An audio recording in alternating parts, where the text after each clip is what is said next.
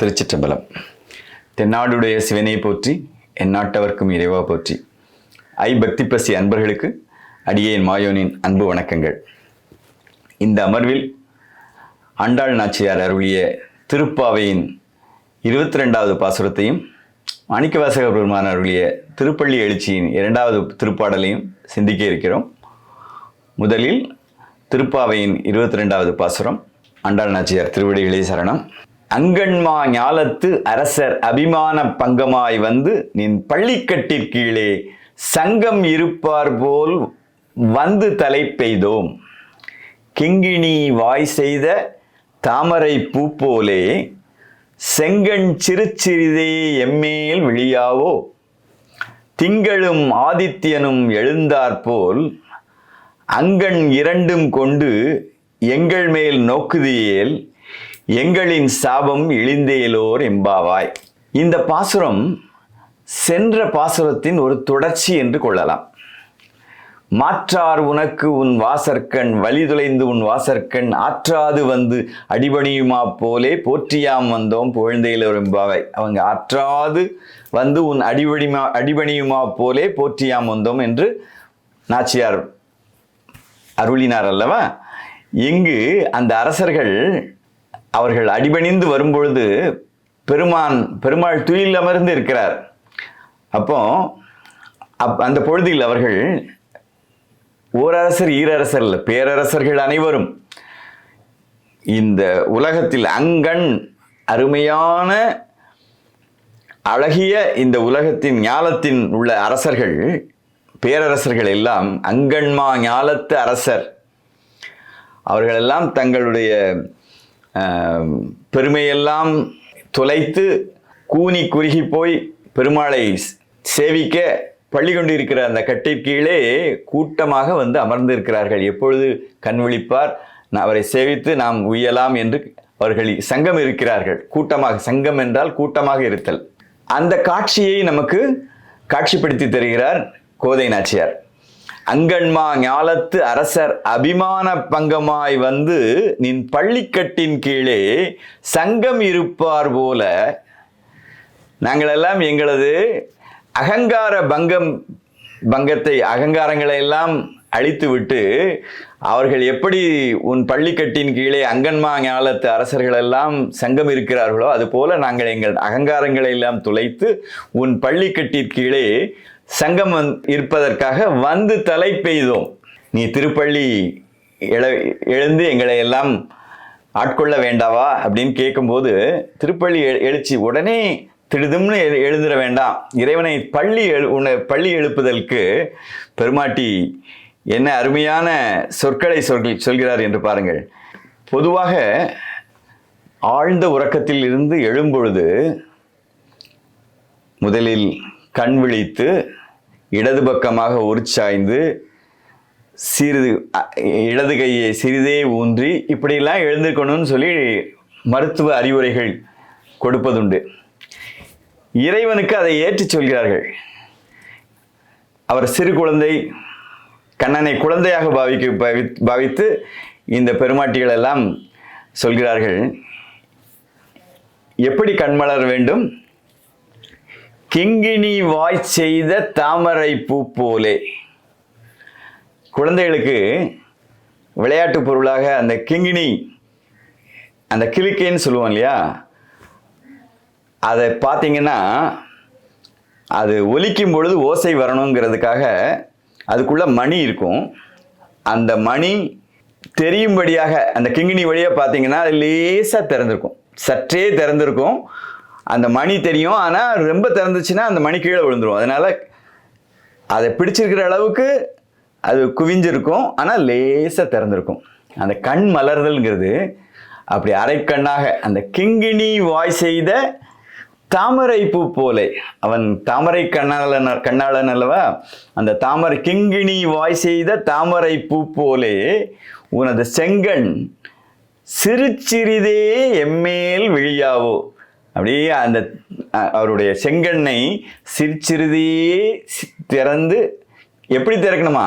கிங்கிணி வாய் செய்த தாமரை பூ போலே செங்கண் சிறுச்சிறிதே எம்மேல் விழியாவோ. எப்படி உருகி கேட்கிறார்கள் என்று பாருங்கள். அதுக்கு அடுத்து சொல்றாங்க, திங்களும் ஆதித்யனும் எழுந்தாற்போல். ஆதித்யன் வெப்பம் தருபவன், திங்கள் என்று சொல்லக்கூடிய சந்திரன் குளிர்ச்சி பொருந்தியவன். இந்த ஆதித்யனில் ஒளி அதிகமாக இருக்கும், சந்திரனில் தன்மை குளிர்ச்சி அதிகமாக இருக்கும். ஒளியும் வேண்டும், குளிர்ச்சியும் வேண்டும், இது ரெண்டும் ஒரே நேரத்தில் இருக்கிற மாதிரி. திங்களும் ஆதித்யனும் எழுந்தாற்போல் உன் அழகிய கண்கள் அங்கண் இரண்டும் கொண்டு, உன் அழகிய கண்கள் இரண்டும் கொண்டு எங்கள் மேல் நோக்குதியேல், உன்னுடைய கடைக்கண், உன்னுடைய திருக்கண் பார்வைகள் எங்கள் மேல் விழுமானால், எங்கள் மேல் நோக்குமானால், எங்கள் மேல் சாபம் எழுந்தேலோர் எம்பாவாய். இந்த பிறவியில் நாங்கள் கொண்டு வந்த பிராரப்த கர்மம், எங்களது பழவினைகள், எங்களது வருவினைகள் அனைத்தும் தீர்ந்து நாங்கள் பிறவி பயனை அடைவோம். அந்த சாபம் என்று சொல்வது வினைப்பயன்கள். அங்கண் இரண்டும் கொண்டு, திங்களும் ஆதித்யனும் எழுந்தாற்போல் அங்கண் இரண்டும் கொண்டு எங்கள் மேல் நோக்குதியேல், எங்கள் மேல் சாபம் இழிந்தேலோர் எம்பாவாய் என்று பிராட்டியாரும் தோழியரும் பள்ளி எழுப்பும் அந்த உருக்கத்தை நாமும் அனுபவித்து அந்த அளவில் இந்த பாசுரத்தை நிறைவு செய்வோம். அடுத்து மாணிக்கவாசகர் பெருமான் அருளிய திருப்பள்ளி எழுச்சி 2வது பாடலை சிந்திக்கலாம். மாணிக்கவாசகர் பெருமான் திருவடிகளே சரணம். அருணன் இந்திரன் திசை அணுகினன், இருள் போய் அகன்றது, உதயம் தின் மலத்திரு முகத்தின், கருணையின் சூரியன் எழ எழ நயன, கடிமலர் மலர மற்று அன்னலங்கண்ணாம், திரள் நிறை அறுபதம் முரல்வன இவை ஓர், திருப்பெருந்துறை உரை சிவபெருமானே, அருள்நிதி தரவரும் ஆனந்தமலையே, அலைகடலே பள்ளி எழுந்தருளாயே. இங்கே ஒரு காலை சூழல் காட்சிப்படுத்தப்படுகிறது. சூரிய உதயம், கிழக்கு வெளுத்ததம்மா கீழ்வானம் சிவந்ததம்மான்னு எளிமையான தமிழில் கண்ணதாசனுடைய கவிதை சொல்லும். கதிரவன் வரவு கண்டு கமலமுகம் மலர்ந்ததம்பான்னு அந்த பாடல் தொடங்கும். இதிகாச புராணங்களில் நாம் அருணன் என்பதே சூரியனுடைய தேர்ச்சாரதி என்று சொல்வோம். அருணன் இந்திரன் திசை அணுகினன், சூரியனுடைய சாரதி இந்திரன் திசை என்று சொல்லக்கூடிய கீழ்த்திசையை அணுகுகின்றான் அப்படின்னு சொல்லும்போது சூரியனே எழ ஆரம்பித்து விடுவான். அப்போ இருள் போய்விட்டது. இப்போ அடுத்து உதயம் அகன்றது. அது என்ன உதயம் அகன்றது? உதயம் என்று சொல்வது சூரியன் வருவதற்கு முன்னாடி வரக்கூடிய லேசான வெளிச்சம். அது அகன்று சூரியனே உதயமாக போகிறார். நின் மலர்த்திருமுகத்தின் கருணையின் சூரியன் எழ எழ. அப்ப அருணோதயம் முடிஞ்சு சூரியோதயம் தொடங்குது. உன் மலர்த்திருமுகத்தின் கருணையின் சூரியன் எழ எழ. இறைவனுடைய திருமுகத்தில், மலர் போன்ற திருமுகத்தில், மலர்த்திருமுகத்தின் கருணையின் சூரியன் எழ எழ, இறைவனுடைய நயன கடிமலர் மற்ற அன்னலங்கண்ணாம், அண்ணலுடைய கண் அப்படி மலர்ந்து நம்ம எல்லாம் நோக்குகிறது. திரள் நிறை அறுபதம் முரல்வன இவை ஓர்.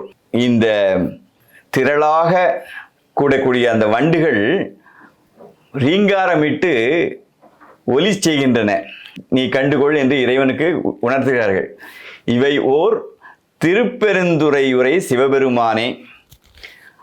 அவருடைய கடிமலர் மலர மற்ற அன்னளம் கண்ணாம்ங்கிறது, அந்த கடிமலர் கண் மலர்ந்து நோக்கும் பொழுது அவர் எதை தரப்போகிறார்? அருள்நிதி தரவரும் ஆனந்தமலையே. இறைவனுடைய அருள்நிதி மலை போல, நம் எண்ணத்துக்கெல்லாம் அடங்காத மலை போல இருக்கக்கூடிய அருள்நிதியாக அவன் தரப்போகிறான். அருள்நிதி தரவரும் ஆனந்தமலையே, அலைகடலே பள்ளி எழுந்தருளாயே.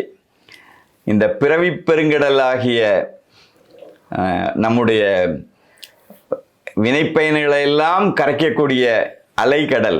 பிறவி பார்த்தீங்கன்னா இந்த கடல்ல தோன்றக்கூடிய அலை எழும் வீழும் திருப்பி கடல்லே கரைஞ்சு போயிடும்.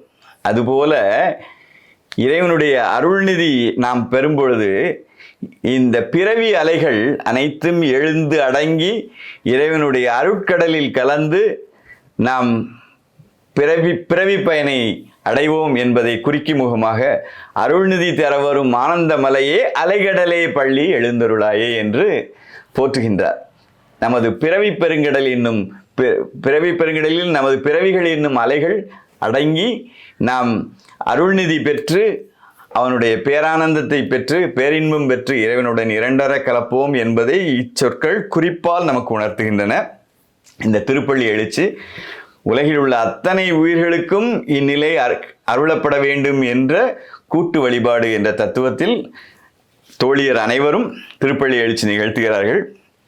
அந்த அளவில் இந்த திருப்பள்ளி எழுச்சி பாடலை நிறைவு செய்து அடுத்த பதிவில் திருப்பாவையின் 23வது பாசுரத்தையும் திருப்பள்ளி எழுச்சியின் 3வது திருப்பாடலையும் சிந்திக்க இருக்கிறோம். அதுவரை உங்களிடமிருந்து விடைபெற்றுக் கொள்வது உங்கள் மாயோன். திருச்சிற்றம்பலம்.